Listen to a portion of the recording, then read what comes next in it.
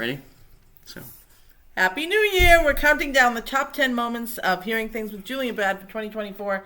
And as you can see, we are celebrating early. Here we go. Probably should have toasted you first. It was really trashy. All right, here, now top 10. drink. Okay, so we're going to go through the top 10 things that kind of memories or things that we remember or jumped out at us over this past, not even a year. I just said the past year. It hasn't even been a year yet. Oh. So this is a top 10 from July 4th, right? 5 months. 5 months. So obviously, we're not good at math, but we're also not that bad. We're recording this early, so this is actually Veterans Day. So anyway, so Happy New Year in a month and a half. Yeah. We like to record things ahead of time, so we said, why not? We'll celebrate today. Let's do it. And here we go. So I'm going to start number 10. Yeah. Okay. Over the summer, we were in Maine. This is all your fault. We were in Maine with Tom and Venus. Yep. And I'm driving because I know where I'm not drinking. Not drinking. At that time. No. So, driving down the road on Route 1. And this one is in the front seat. And I'm cruising along. And I'm thinking in my head, I'm like, wow, for a summer afternoon, there isn't a lot of traffic on Route 1 going into Algonquin. This one. Wow.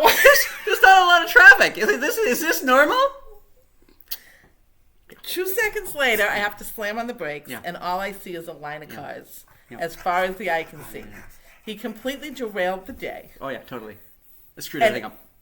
I spent most of the time glaring at him, sitting in the traffic. So remember the look from a previous episode? Yeah, I got the look for the entire time, and it was a long time, because there was a lot of traffic.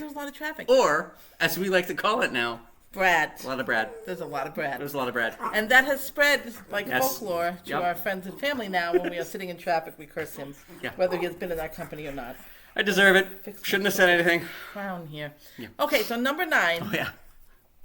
This was early on. I don't even remember how this started. I just took a picture.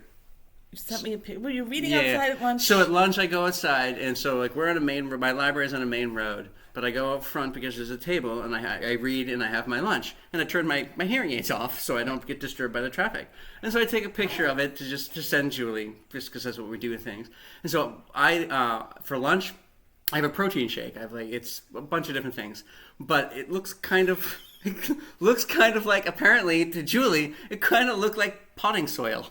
You sent the empty jar. Yeah. And fair enough, I said, what are you eating? A plant? Like a potted plant? Yeah. And so no I said, ass remark. Yeah, Boston fern. And it's been cracking us up ever since. Yeah. So it's become synonymous with when one of us is hungry or drinking a protein shake, it's Boston fern. Boston fern. Oh, yeah. Number 8. That's great. We were editing some blog post. My blog post, maybe yours. I think it was yours because you wanted to take it out. Stuff. And I was looking at it and I said, you don't need that. I forget the story. I'll take over here. So I like to end my blog post with a haiku. It's just something I've started to do. Just get creative with my writing. Right. And so makes me crazy. My job here is done. So a haiku is 5 syllables, a line with 5 syllables, a line with 7 syllables, a line with 5 syllables. So she wanted to honor me by doing it. She just didn't want to. That's right. It was on mine. Yes, it was on yours. And so she just she didn't like the last line. And she's like, can I take the last line out? And I'm like, well, if you do, it's not a haiku. So we've been laughing about that ever since. Yeah. Now, one of our very first meetings we had, early on, because again, we don't know each other very well. We do now, but it's only been, 5 months? I don't know. Math's hard. We don't know. Anyway, not long. But early on, one of our first meetings, I was like, okay, I don't know this person at all. He doesn't know me. I got to come up with some kind of icebreaker. So for the first couple of meetings, I was write out 5 fun... Did you break the dog? He seems fine to me. You okay? Get to know you questions. So the first meeting, I said, okay, Brad, pick a number between 1 and 5. He goes... 7. I'm like, okay, very funny. Pick a number from 1 to 5. He's like, I didn't hear you. Now, I feel like the biggest jerk in the world, right? Because I'm used to managing my own hearing loss. I'm not used to being with somebody else who's equally as bad. I kind of felt bad. So I said, let's try this again. Yeah. Pick a number from 1 to 5. What did you say? 7. Get a lean into it. Become the joke. Being a little ingrate. Okay, this next one is my story, and this just happened last week. Oh, yeah. Oh my God, my phone. So we were getting ready to record an episode. She's only had one, folks.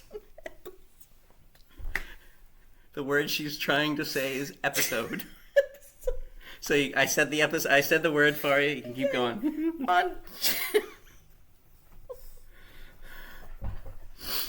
Tinnitus, which is no laughing matter, really. I mean, I apologize. I'm not laughing at okay. tinnitus. So Brad has terrible tinnitus. An excellent episode, well researched, well explained.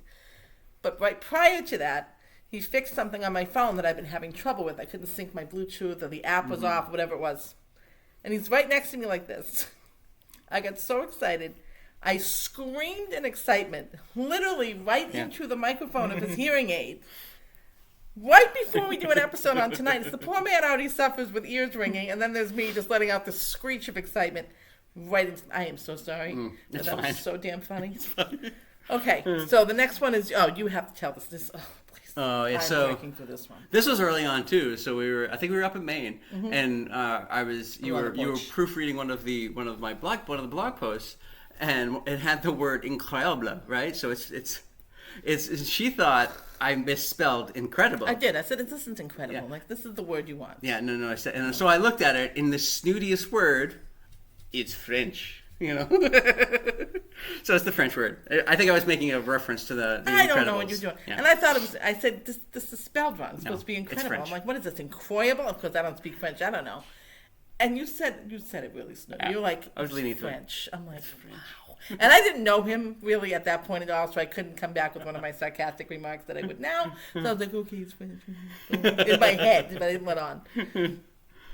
Number 4, this is super cool. Yeah. We discovered the first one early on that we have my Boston ink and his Buddhist beads. I don't know the proper name for those. Mala. What's it going with this? It's the same tattoo artist. So we had Deirdre Doyle from Redemption Tattoo. Did phenomenal. Did both of them. Yeah, I would recommend. Phenomenal. I did go back. That's where my eagle tattoo came from. So then we were talking a couple weeks ago here, I think, and somehow you're talking about where you lived in Arlington, and I go, my first tattoo, my Purple Heart with the Wings, was done by Jim Quinn at Ink Jam in Arlington Heights. Yeah. And your face was like, yeah. What? So I have a third tattoo. His first tattoo. So I have. That's your first one, right? Yep, that's my first one. So it's a phoenix, and I got it done at Ink Jam Tattoo. Not by Jim, but I got it at Ink Jam. So another weird Yeah. coincidence. And I have a whole list of other ink we need to get, and we're just going to do it up. We'll have matching hearing things with Julie and Brad's sleeves by the time we're done. It'd be amazing. Okay, so we can tell this story. This is super sweet. So I'll just introduce it for number 3. So top 10 countdown, number 3 on the top 10. We are huge dog lovers. If you're out with us separately, the thing. If you're out with us separately or together, if there's a dog in public with an eyesight, we're just like all about it and have to tell the other one about it. And we have to go visit the dog. And we have to talk to the dog. I mean, I am going to die petting the bomb-sniffing dogs at the airport because it's just, I can't help myself. And Brad had a beautiful Boston Terrier named Weezy that passed 2 years ago. And, of course, I had Tessie, who passed 6 years ago. And now Rocky has entered both of our lives. And even though he lives with me, he loves his Uncle Brad. That's so sweet. And when Brad arrives, it is an event to top all events. Like, it's... I just get out of the way because I'm like, I don't exist yet. It's fine. They have their moment. It is a major celebration for sure. Come on, Bubba. He doesn't greet everybody that way? He doesn't greet everybody that way? It's ridiculous. The level of excitement and the duration of the greeting is just incredible. Yeah. So, tell your story. So I'd come over. I think we were doing another epic recording session, and so I came over, and so I come in, and Rocky happens to be in the backyard sniffing around. So if you've been at the Lane's house, they have a big yard that's fenced in, and so he was off on the far side of the yard and sniffing around, and so I step out front of the door, and I'm like, Rocky, and he stops, he stares at me, and he puts his ears back and rushes forward towards me. It was awesome. It was so sweet. I don't know what it was. Maybe it was close to like Wheezy's birthday or something, or maybe his the day he died. I can't remember which one it was, but it felt so good to have that level of enthusiasm for another Boston. It felt really good. It felt really good. I watched it from the porch, and it looked like something out of a Disney movie. Like, Yeah. coming was home. really Like sweet. they've reunited. The dog had been lost for months. I mean, it was just ridiculous. He was very so excited. beautiful. It was important enough to both of us to put it on the list. Yeah. Number 2, I want both. I'll start it. We'll both talk about this. So for my birthday celebration, because people that know me well, my birthday is an event, and we're celebrating whether you want to or not. So Brad was kind enough to spend the day with me in Boston. We had a great time. I had a great time. I hope you had fun. I did very much so. And my favorite place downtown is the Japanese Temple Room at the Museum of Fine Arts, which of course we couldn't find for a very long time. But you've memorized the gallery number now? Is it 237? 247. 247. And it's just so serene and beautiful, and there's something magical about it. And it's tucked away in the museum that if you're not looking for it, it's not a place you would just stumble on. And I knew he would really appreciate it as a Buddhist, and just because it's my favorite place, you were coming with me whether you wanted to or not. And I knew that's what I wanted to do for my birthday. So we went there, and it was just, I was so excited that he appreciated it and enjoyed it as much as I do every time that I go. So do you want to talk a little bit about that while I polish this Yeah, off? sure. So I've been to the MFA before. I've seen the Buddhas before, but I don't remember ever seeing that room. And so if you've never been, it's tucked in the corner, and it's a recreation of a Japanese temple. So it's got the exposed wood beams and the imitation paper walls, the shoji, and then you have there's a set of Buddhas that are just the different kind of Buddhas in different positions. And I just walked in, and just like serenity just like washed over me. It was just like such a peaceful feeling. And so we spent a good amount of time there, and it was just like no words were necessary. No words were necessary from this one. It's so powerful. Like, you're not a Buddhist, so like I can't even say that it's just because I'm a Buddhist. So like I felt the spiritual connection with it. It's a magical place. It's such a it was great, special spot for me, and I will go there by myself a couple of times a year, just wander over and just go hang out with the guys. I can see why. The guys, I just call them the guys. The enlightened beings. Well, they're statues, but still. It's really cool, and if you do have a chance to go with the right mindset. Yeah. And just embrace it. I feel like it's one of those places that like calls you to visit, at least for me. Yeah. It's just beautiful. Mm-hmm. I have to tell the story. Do it. About the Zen garden. I have to. I know it's not on the list. Okay. I have to. That's right. Do it. Can I? Yes. Okay, so we have the seriousness. So 2A. 2A. We have the serious. I can't have this. It was good. I know it didn't technically make the list, but it's that's right. Funny. So the experience of the Buddha room, which was just so special and incredible. There was a Zen garden that Brad wanted to see that's part of the MFA. So all right, let's go outside and find these things. We walk out. We walk in. I don't know anything about anything. So I walk in and I look at this thing. Do you remember this? I looked at you and I went, oh my God, this is like those little sand Zen gardens you have on your desk at work. And he's like very patient as usual. Yeah, this is where that comes from. And this is, This is the original one. This is the real thing. Okay, fine.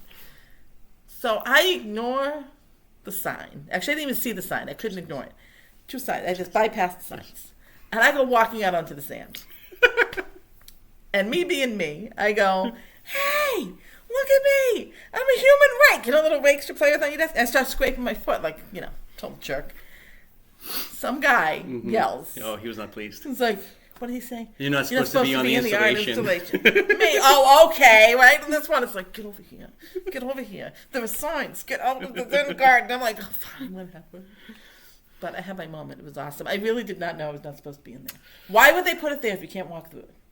To appreciate it. Do you go up and touch the pavements? Apparently it's the whole art installation. It's the whole thing. Then I noticed there's like a paved path that you were supposed to stay on with multiple signs. Man, you just stay on the path.